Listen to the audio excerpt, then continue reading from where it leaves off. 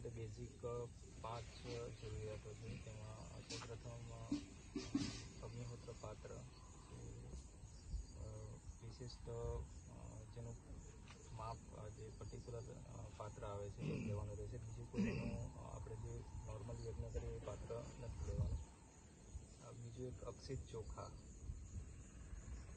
અને અડાયા, ઘી, અંદર બીજું કપૂર કે બીજું કંઈ પણ આપણે અગ્નિહોત્ર કરવા સમયે અંદર નાખવાનું નથી. અને સૌથી મહત્ત્વની વાત એ છે કે એમાં સમય આપણે સૂર્યોદય સમયે અને સૂર્યાસ્ત સમયે, સૂર્યોદય સમયે જે મંત્રોચ્ચાર કરવાનો હોય છે એ સૂર્યાય સ્વાહા સૂર્યાય ઇદમ નમઃ, પ્રજાપતિએ સ્વાહા પ્રજાપતિએ ઇદમ નમઃ, અને સૂર્યાસ્ત સમયે અગ્નયે સ્વાહા અગ્નયે ઇદમ નમઃ, પ્રજાપતિએ સ્વાહા પ્રજાપતિએ ઇદમ નમઃ.